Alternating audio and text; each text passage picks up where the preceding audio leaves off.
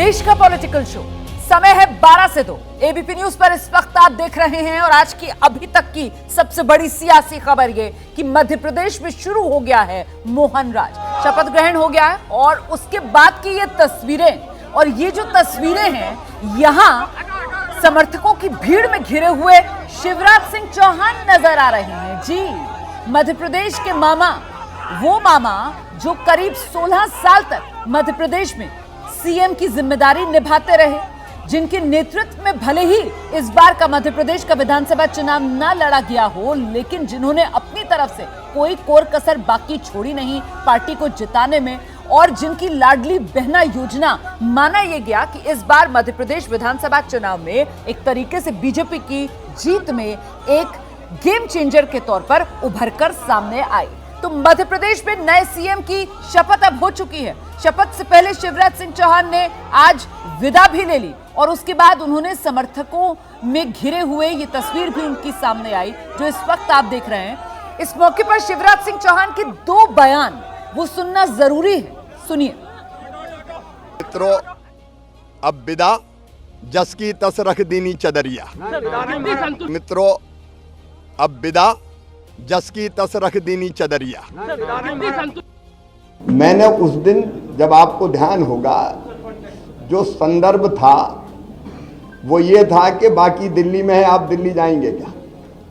एक बात मैं बड़ी विनम्रता के साथ कहता हूं कि अपने लिए कुछ मांगने जाने से बेहतर मैं मरना समझूंगा, वो मेरा काम नहीं है, और इसलिए मैंने कहा था मैं दिल्ली नहीं जाऊंगा। पार्टी के एक अनुशासित सिपाही की भूमिका में शिवराज सिंह चौहान लगातार नजर आ रहे हैं, लेकिन रह रहकर इन बयानों को अगर आप गौर से देखेंगे तो एक दर्द जो है वो जरूर झलकता है शिवराज सिंह चौहान के इन बयानों में। और ऐसे में सवाल ये कि वो जो कह रहे हैं ना कि किसी से मांगने से बेहतर मरना पसंद करेंगे, तो किसी से कुछ ना मांगेंगे। अब सवाल ये है जी कि करेंगे क्या शिवराज सिंह चौहान। रुमाना, बहुत इंटरेस्टिंग पॉइंट है, थोड़ा सा वक्त दीजिएगा। ये एक्चुअली स्ट्रेटेजिक शिफ्ट है 25 से 30 साल की भारतीय जनता पार्टी का। सबसे इंपॉर्टेंट बात अभी इन्होंने कही सर ने कि इन सारे बड़े नेताओं को कोई ना कोई रोल दिया जाएगा, कोई ना कोई भूमिका दी जाएगी, चाहे शिवराज हो, वसुंधरा हो, मुझे नहीं पता क्या भूमिका होगी। लेकिन ये युग और ये वो बीजेपी बदल चुकी है कि अगर आप बड़े नेता हैं और आपको कोई भूमिका दी गई तो आप आराम से यहाँ बैठ के दिल्ली में राजनीति करेंगे। विजय जी को तो बहुत अच्छे से याद है, आपको बहुत अच्छे से याद है। ये अगर वो भूमिका में भी आप डिलीवर नहीं कर पाए, so you will not carry a political legacy unnecessarily. बिला वजह आप अगर नहीं कर पाते, चाहे आप जितने बड़े नेता रहे हो अपने वक्त के, तो आपको कंधे का बोझ बनाकर पार्टी नहीं लेकर जाएगी। ये सबके लिए नाम से मैसेज है। तो यही सबसे बड़ा ये राजनीति का कॉर्पोरेटाइजेशन जिसको कहा जाए कि परफॉर्म और पेरिश, जैसा कि बड़ी बड़ी कंपनियों में कहा जाता है। भाई आप उसको कॉर्पोरेट की तरह देखिए, आप उसको नए सिस्टम की तरह देखिए। लेकिन जैसे संघ और बीजेपी को जो कोई भी जानता हो, यहाँ सब लोग बैठे बहुत अच्छे से जानते हैं कि भाई फला का सम्मान करके चलना चाहिए। तो ये सम्मान करके चलने वाला नहीं होगा। You been given a job, you bloody well deliver it. भले आप 20 साल मुख्यमंत्री रहे हो, that doesn't matter. Ramkripal ji, राजनीति में डॉक्टर लोहिया कहते थे सुधरो या टूटो, यानी परफॉर्म या पेरिश, करो या मरो। बिल्कुल ऐसा नहीं है, राजनीति में होता ही है कि आप करके दिखाओ।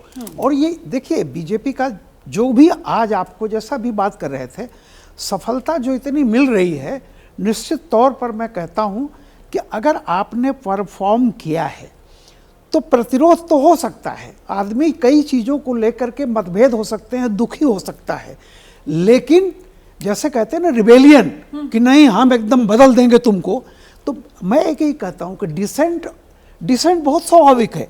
जैसे शिवराज जी का दुख, अब देखिए स्वाभाविक ये होता है, आप जिस घर में रहते हैं अगर कभी आप छोड़ते हैं, मोहब्बत तो दरो दीवार से होती है। बहुत अच्छा, बड़ा दुख होता है अपना घर छोड़ते हुए। हम जिस तरफ सोते हैं अपना बेड छोड़ते हुए दुख है। लेकिन मेरा यही कहना है कि बड़ा सिग्नल ये है, और सिर्फ है बीजेपी के लिए नहीं है, कांग्रेस या जो भी आज की राजनीति में ये है, जनता जो परफॉर्म करेगा उसे पूजेगी, जो नहीं करेगा उसको रिजेक्ट करके लताड़ करके बाहर कर देगी।